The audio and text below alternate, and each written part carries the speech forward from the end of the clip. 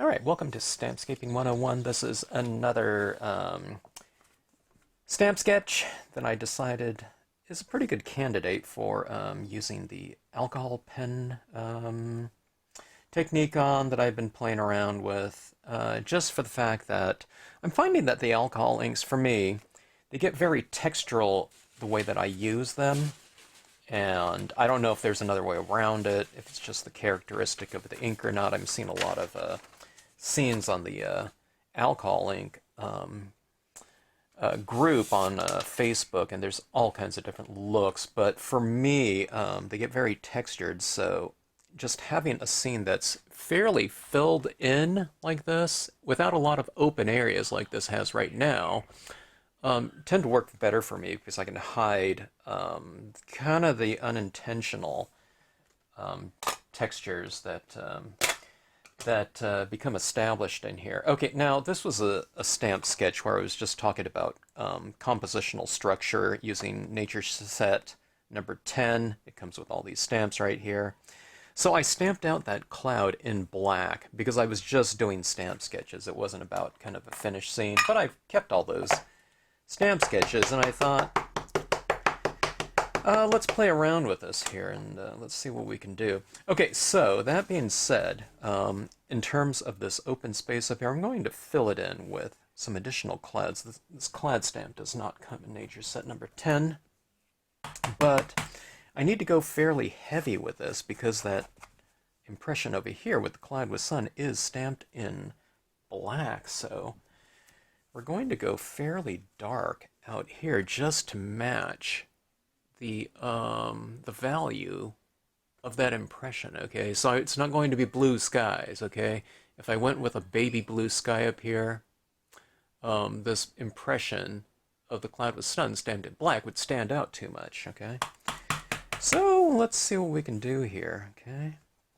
Now, one of the things that I've been doing with my alcohol inks is I've been doing 100% coloring with them, okay?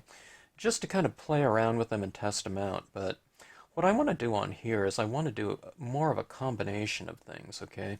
Just because we're working with one type of media doesn't mean we can't do multimedia and try to utilize the different types of media for their strengths.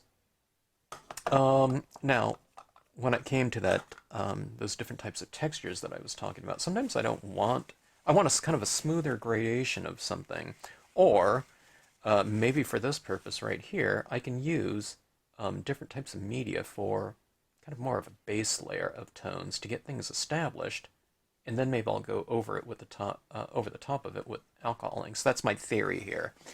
So we're going to be playing around with that. Now, I have done that type of thing in the past. I've done isolated kind of detail coloring with alcohol inks over dye-based inks, but I haven't used kind of a large application of alcohol inks over the tops of, for the most part, a base layer of dye-based inks. So I'm going to try that out here. All right, so this is going to be fall or summer in California, where everything's dry. Maybe not where you'd have these pine trees, but I don't know, maybe so.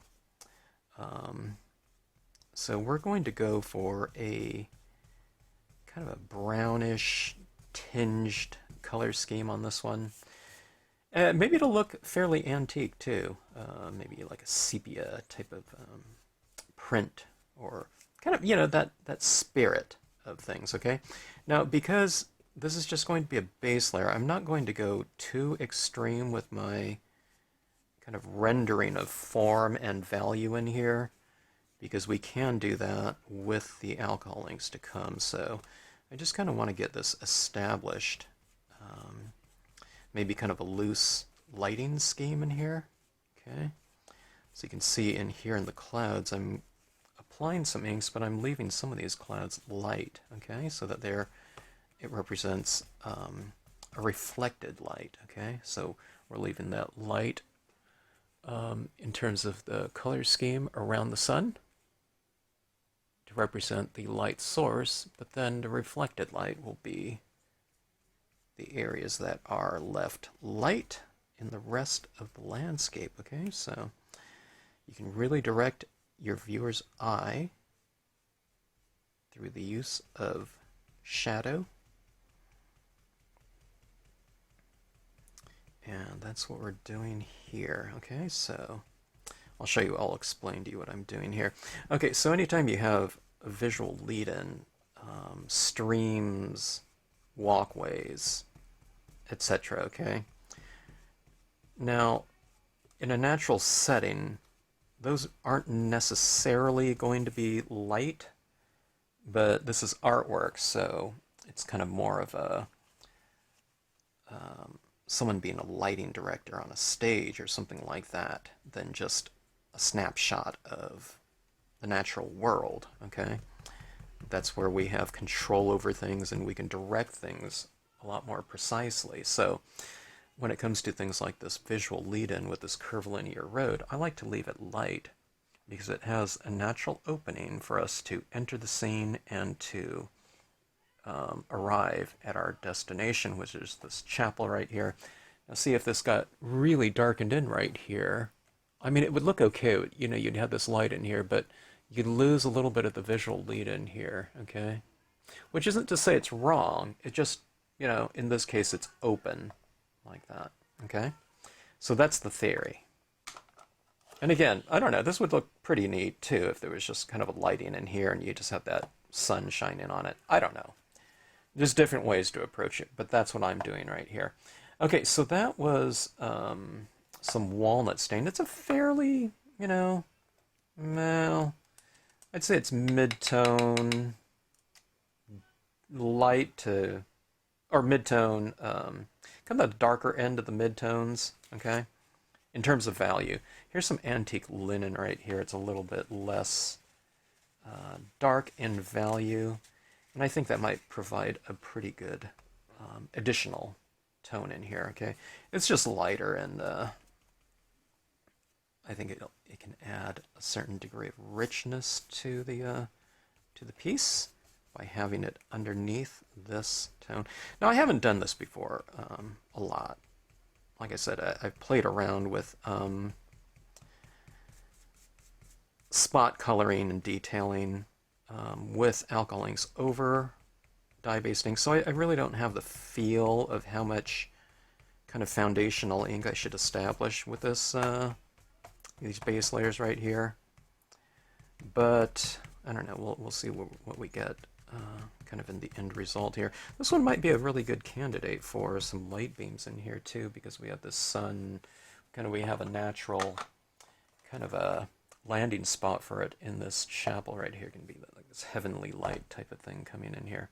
Okay, now I could finish this off in dye-based inks, but let's try to go in here with those alcohol inks. Okay, so what I always recommend to people is kind of laying out there, grabbing their pens, or whatever media you're working in, pads, whatever, when you're working with your color schemes, and grabbing them out and making things visual. It's kind of easy to tell one value from another, going from light to dark when you make things visual like this. And, I mean, I'm not going to grab every single pen. I mean, some of these might be real similar. These are Marvy Laplumes and Shuttle Art alcohol pens. You can use whatever brand you have, though. These are pretty inexpensive and cheap compared to some other ones. To me, I don't know. Now I want to start off with the lightest one here. Okay, I thought this one might be, but this one's fairly dark. Okay, this one's a little bit lighter. This one's called apricot. This one's called camel. I don't know. We'll play around with these. Okay, now on glossy cardstock, you can blend in after the fact the colors that you've laid down to an extent. Okay, it's much easier on photo paper, I'm finding, with that emulsion coating of the photo paper. But these ones you can manipulate them after you've laid them down to, like I said, to an extent. You're not going to be able to practically remove the ink like you can on photo paper, but on this one, it's not too bad. You have to get a little buildup of ink too.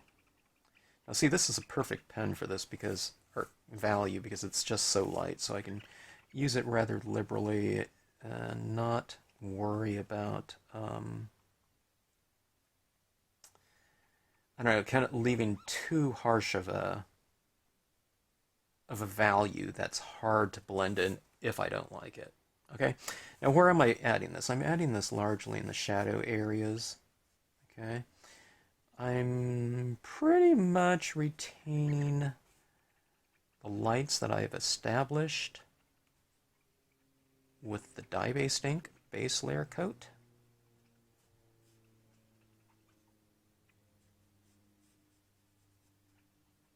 Okay, but this is kind of, it's adding on kind of a bit of a slathering, I guess you can say, for lack of a better word.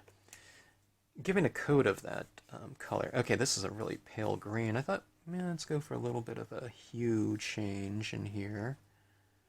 It's not big though. See how kind of subtle it is? We'll say there is a tinge of green left from the spring or something.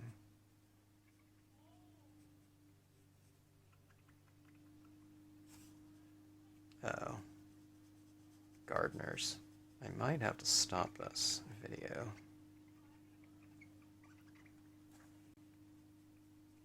Okay, I don't know if you can tell, but there's a little tinge of green in here. I've added it down here, but not up there.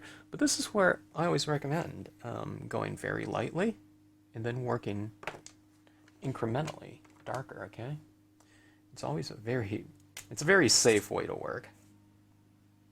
Okay, I don't want to have this lawnmower sound in the video. I'm going to pause and come back to this. Alright, I'm back.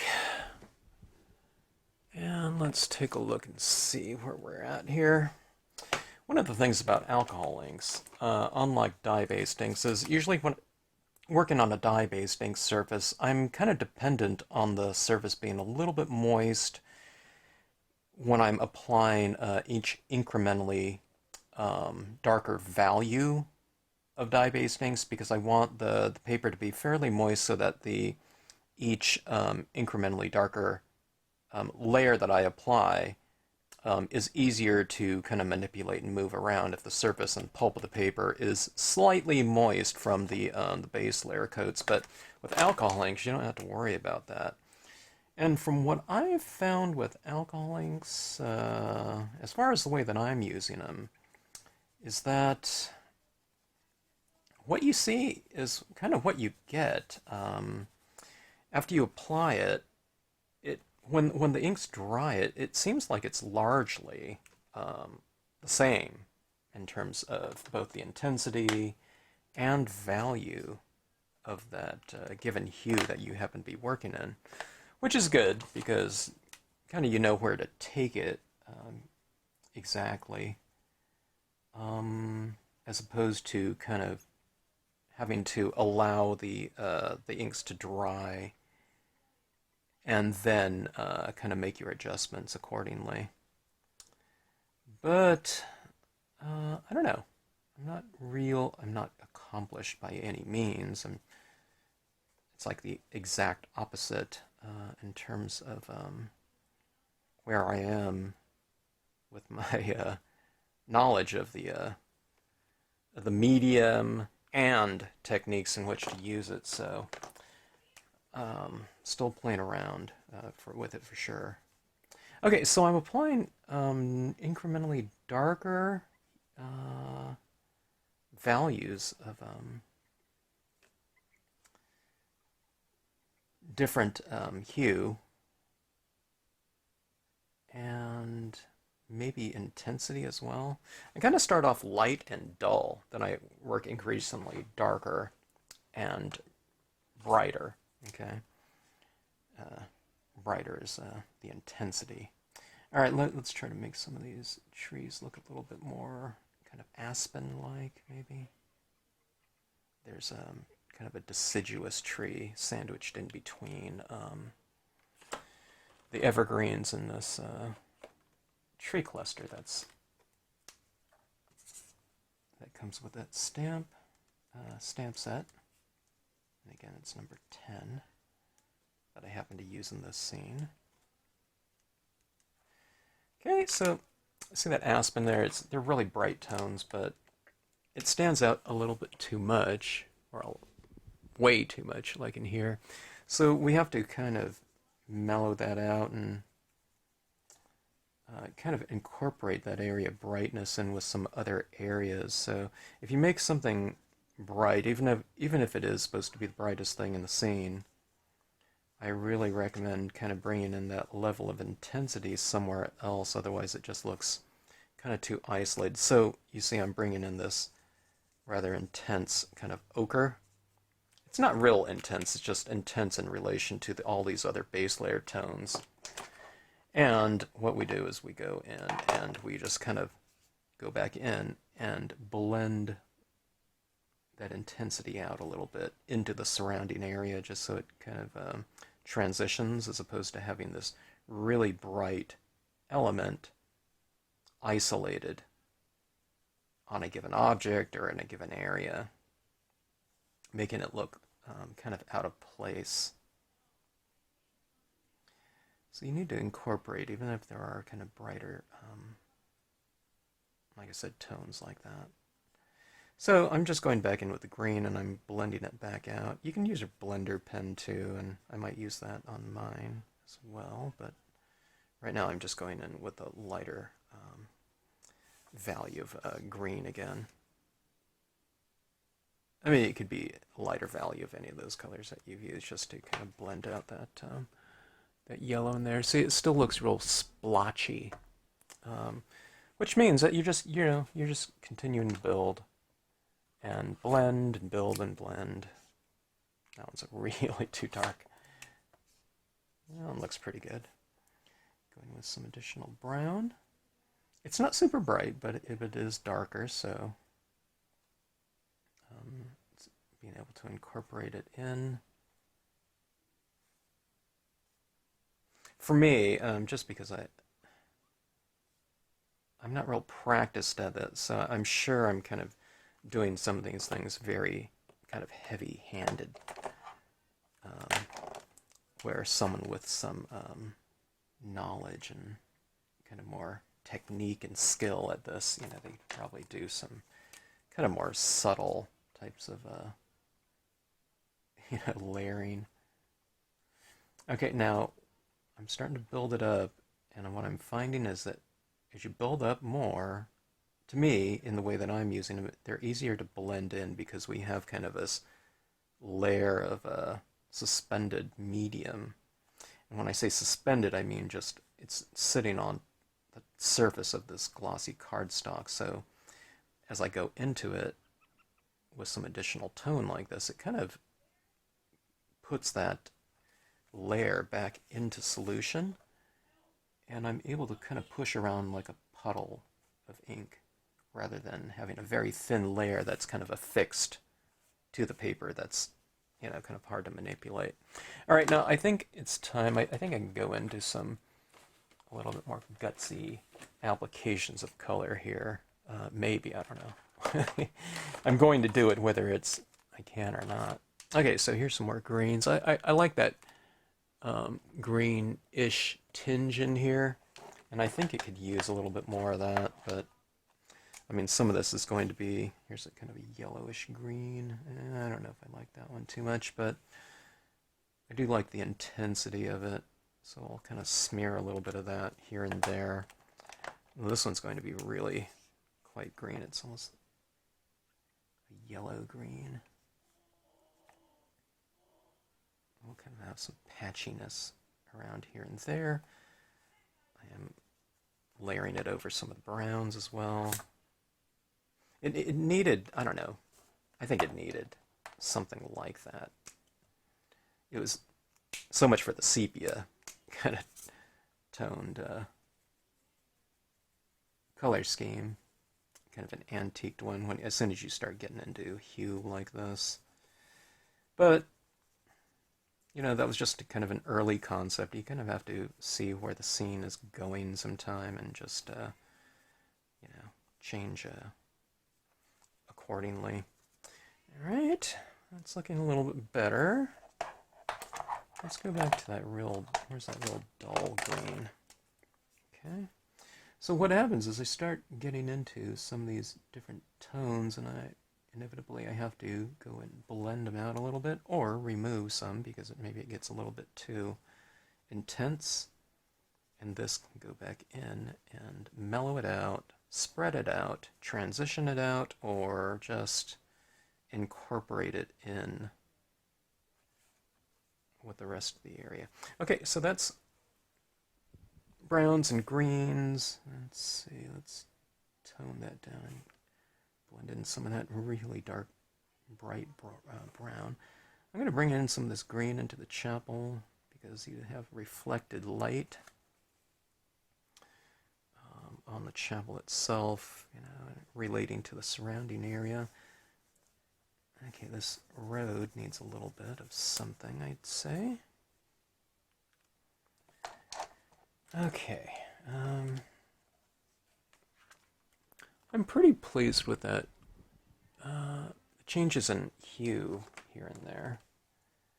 Let's go and develop some shadows a little bit more again. This is a brownish gray. It's kind of a mid-tone. Yeah, kind of a lighter mid-tone. Okay. Mid-tone value, that is.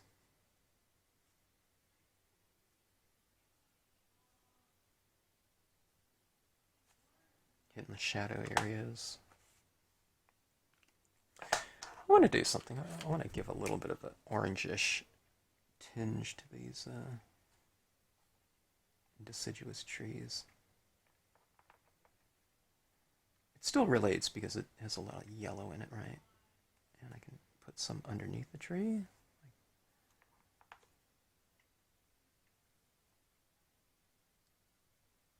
Okay.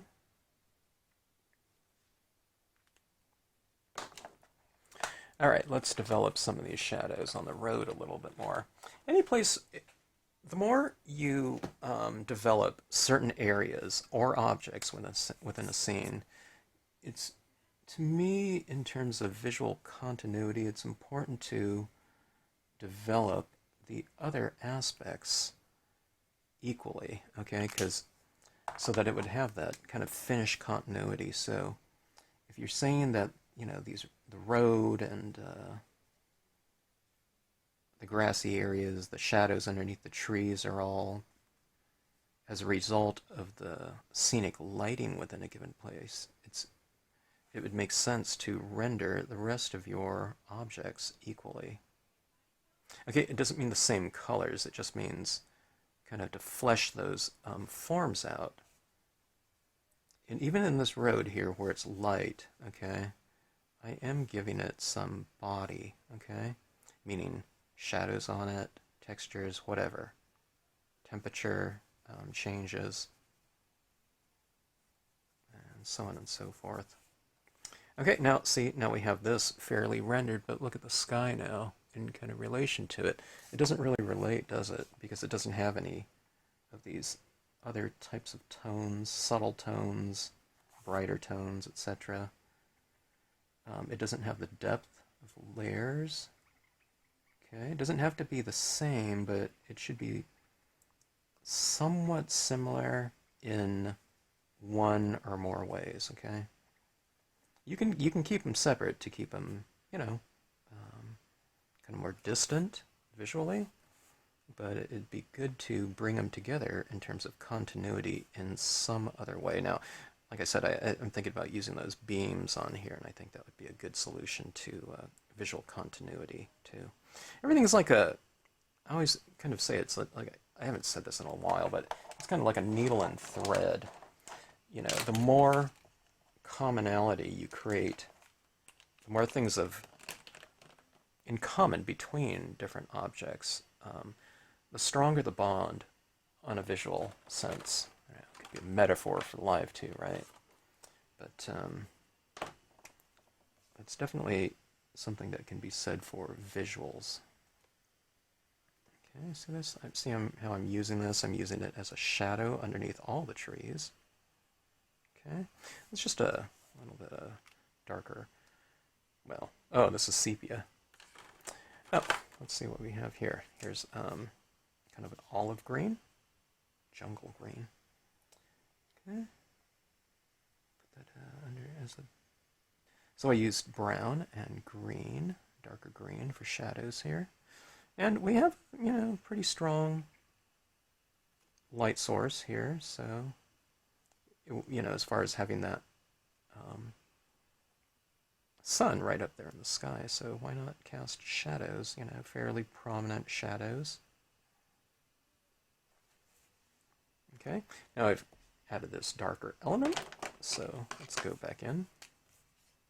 Not with that one. That one keeps fooling me. It's much darker than the cap on it. Okay, so go back in with a lighter one to blend it in. Okay.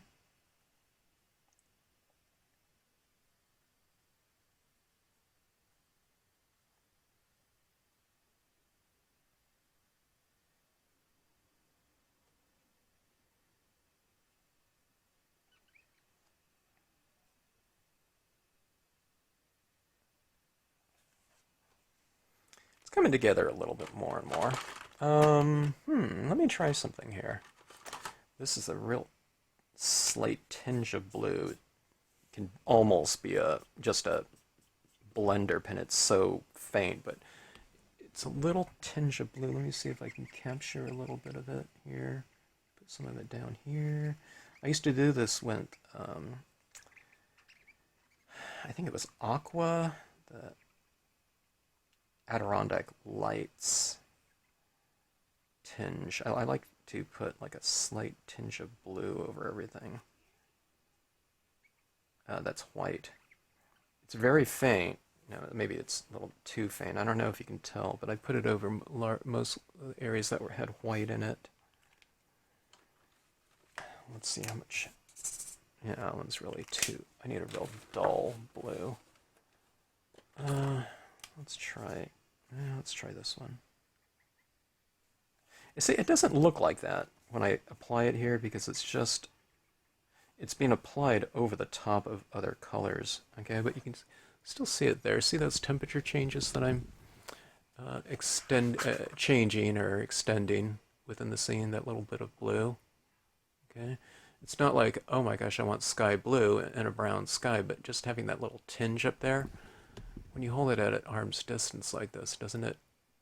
I don't know. It kind of makes it look more full to me.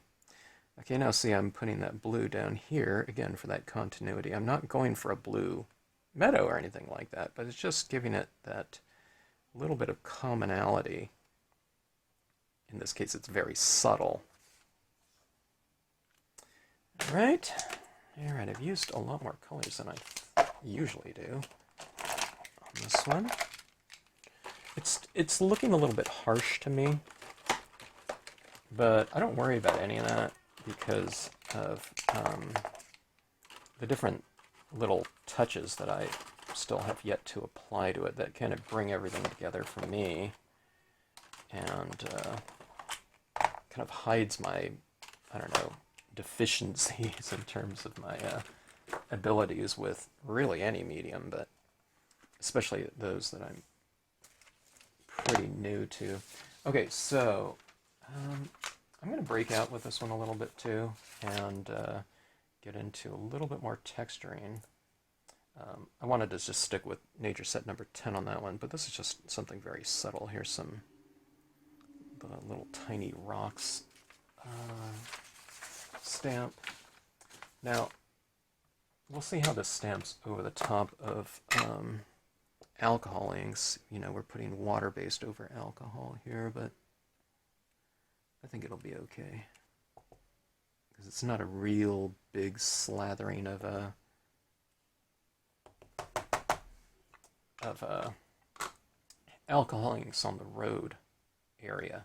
Okay, so it's taking the water-based over the top just fine, I believe. I mean, maybe it'd wipe off easily. I don't know, but I don't plan on taking my finger and just, wiping it off like that. So it should be fine until it sets up.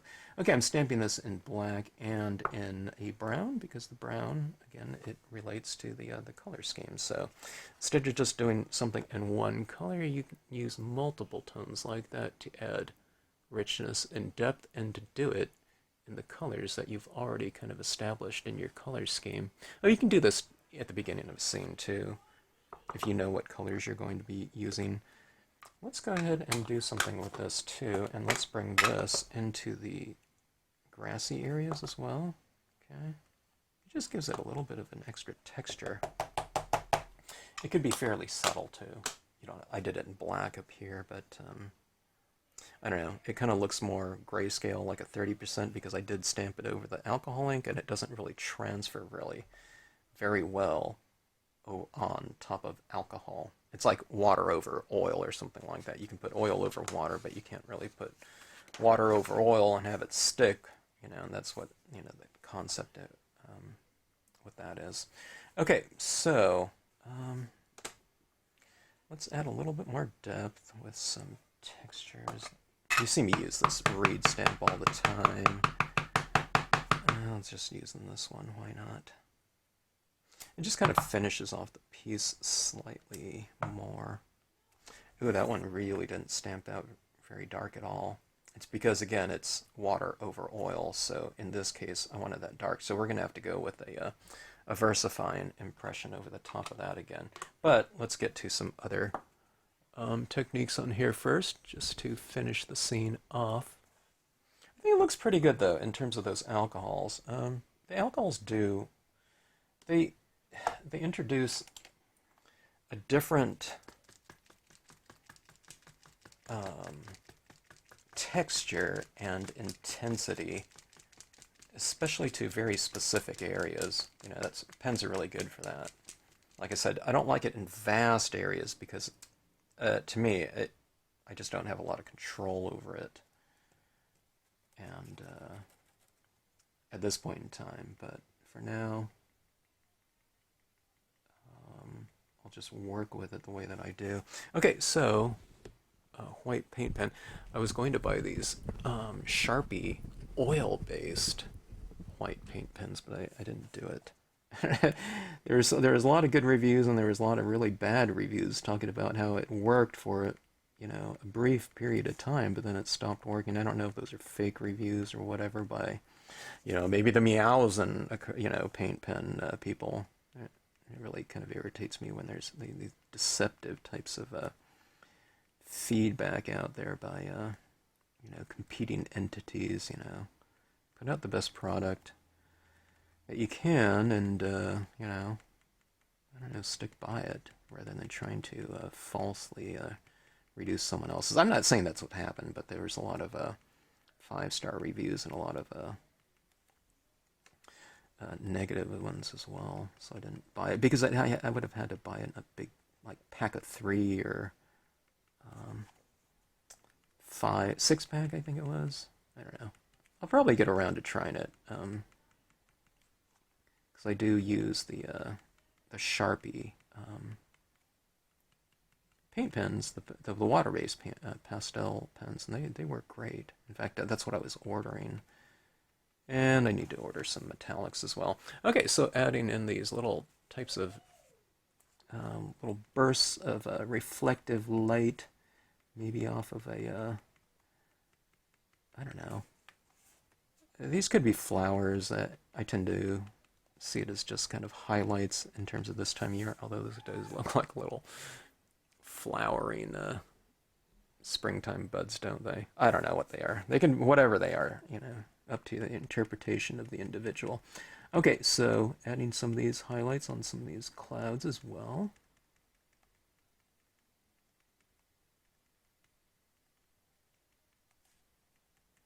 Always on the side of the billows that are facing the light, okay? Don't put it at the bottom of the billow, put it on the billow facing your light source, okay? Makes sense. Add shadows to the darker areas away from the light source and highlights on the sides of the objects or whatnot that are facing the light. Closer to the light, probably, the more the highlights. Okay, and The alcohol pens are a pretty fun way to work. I really enjoy using them on. I probably enjoy them on photo paper a little bit more, but these ones, these ones I was able to manipulate and move around on the paper just fine. Using the base layer of dye-based inks, I think it gave me a bit of a. I don't know if it's better, but I think it's certainly faster getting that coverage going. Okay. That is. Let's see. A lot of highlights. Okay, let me get a photo of this. All right. And probably the most effective, quick way to alter, embellish whatever scene is just the use of the white pigment ink. Okay. Yep, let's go ahead. I mean, this is not a hard technique here by any means, and it can be very effective and dramatic. Let's add in some light beams. I think it would be kind of a glorious type of look here. We'll have the center point here of the sun as the vanishing point for these rays. Makes sense, right? Okay.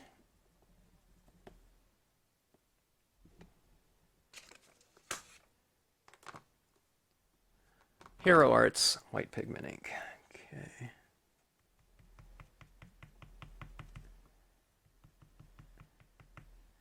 Remember, it doesn't have to be a uniform beam coming out here. It can just be kind of tapered. You can have a little bit more of it in one area and have it tapered out. Don't, put the same amount down here as up here. Up here, it's closer to the light source, so maybe it's a little bit brighter. It's going to be translucent. You're going to be able to see through it, but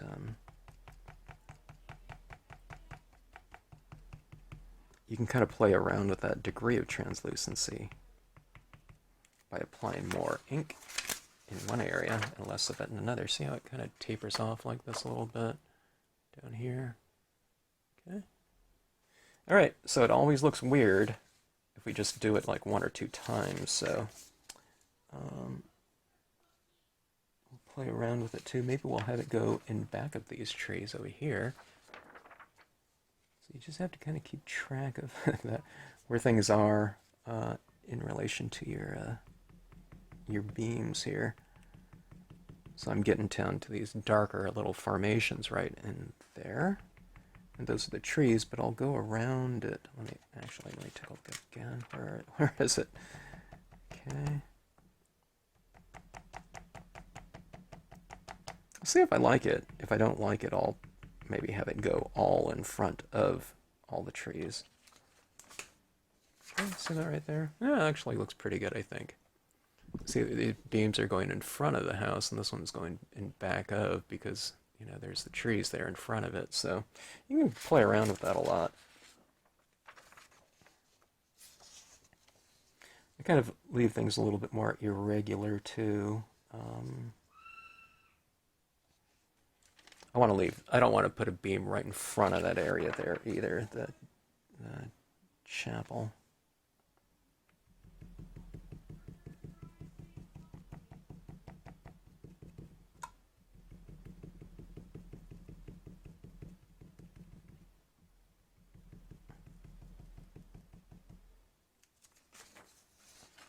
Okay, see how I have that taper off there, that beam? Something like that.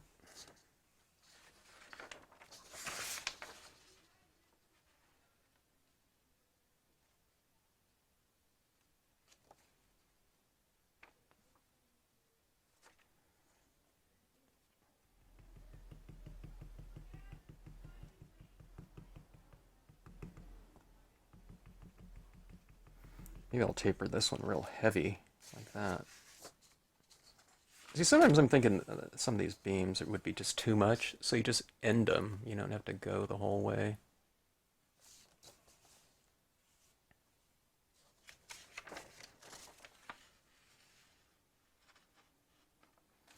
And I don't know, there's no set formula. I think that if I choose to put some narrower or spread apart, or if I put this one here instead of here, you know, I think that it all looks good. So I wouldn't worry about like, oh my gosh, I made a mistake, you know.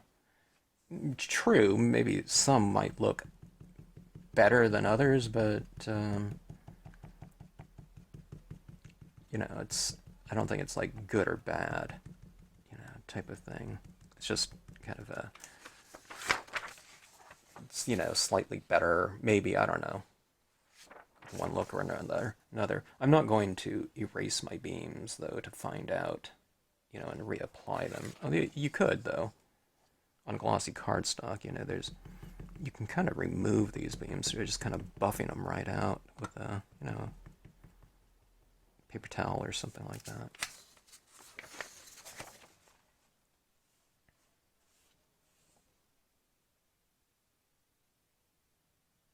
That one I had just kind of disappear on the horizon. I think I'll do this one on the horizon too, just so I have another kind of element like that.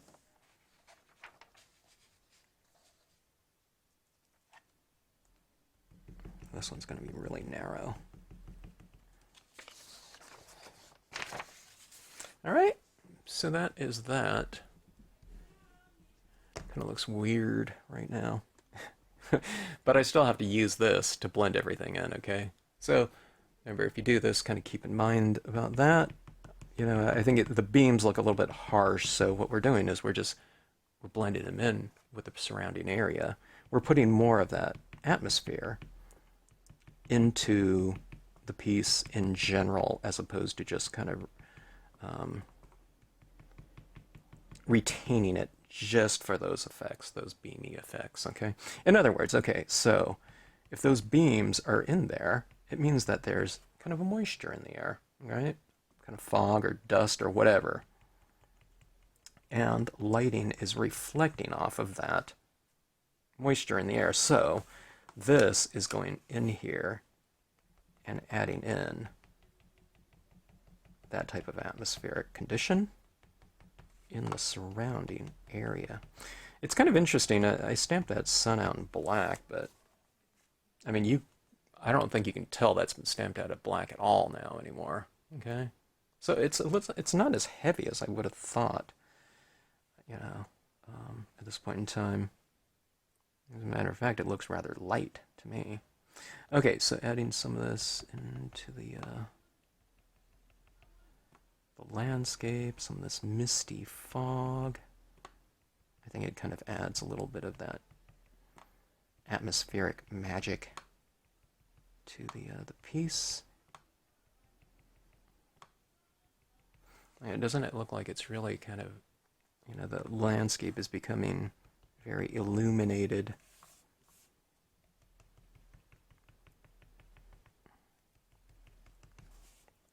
A lot of times we're not really thinking in terms of three-dimensional space when we're doing stamping. Definitely you know, well, I'd say a big reason is because we're working in 2 dimensions here on a flat piece of paper, right? But if we're thinking in 3 dimensions, it kind of gets us to think about volumes of things and to think about distance. And I think we apply our media accordingly when we're doing that. And it's not like a big, huge leap, but it is a pretty significant change in thinking. It's like an extension on thinking, okay? It's not thinking one way, then thinking another way, okay? But just in terms of the depth involved in the imagery, and just to kind of follow up with an additional treatment of that 3-dimensional idea and aspect of it is kind of a fun way to round things off. And there's nothing more 3-dimensional than having kind of this atmospheric light within a given space, because we're now concentrating on the space that represents the space in between objects. And then again, that means distance and dimension, okay? And with Stampscape stamps, I always try to make them look as three-dimensional as possible in terms of all the forms that are involved. Textures, layering. I apply about 10 different techniques on every stamp that I do. That's why a lot of the stamps that I do take months to do, as opposed to, you know, like a half an hour or something like that if I just kept it like a silhouette or something. Because those are great, but it's just limiting in terms of space and dimension. There's texture, there's light and shade, and then there's volumes, and there's textural volumes to describe those things. And that's something that's involved in all of the different designs, so that it gives you the possibility of giving you this kind of three-dimensional rendering of space. When I say space, I'm not talking about outer space, I'm talking about distance. Okay, so that being said, let's go back in here again and really increase the space with those additional versifying, okay? So I'm guessing that an oil-based ink will be able to stamp over the top of an alcohol ink just fine. It would be kind of like going in with a solvent ink and putting it over the top of this. I think that would work just fine too, like a StazOn. I have pretty good luck with the versifying oil-based paints on certain surfaces. I don't use oil-based on top of photo paper though. I tried it once and it never dried for me. So I don't know. I have a video called I think oil-based fail or something like that. It's because these inks on the photo paper just stayed and stayed and stayed, and it like bled outward like over the course of like, I don't know, it was like even a month. Talk about, you know, something staying in solution for a really long time. Okay, that was the leaf stamp, and let's go back to this reed stamp. Now this reed stamp, I mean, it looks okay down here, right? But I stamped it out in dye-based inks, but it can be a strength of this usage here too, okay? So I stamped it out in an water-based ink, and it's very, very light in value, okay? But now I'll go over this again with a darker value. And now I'm not trying to stamp exactly over. In fact, I don't want that. So I'm going to stamp this in a different position so that we'll have both light and dark impressions of this same stamp in that space down there. And hopefully it will represent distance because you have lighter and darker ones. Okay? The darker ones tend to look a little bit closer to you. Us as the viewer. All right, so see that right there? A little bit darker, or a lot darker, than the water-based dye impressions. Okay. Now, if we wanted to, I could put a little bit of highlights on some of these foreground images as well, capturing some of that light. But I think I like it more as just a straight silhouette. All right, let's take a look here and see what we have. I think that looks pretty good in terms of the atmosphere. This whole video is really more about the alcohol inks, but the alcohol inks look pretty good in combination with all this other media. Not a lot of media, but the white pen and the white pigment ink, and then what do we have? And the black pigment ink.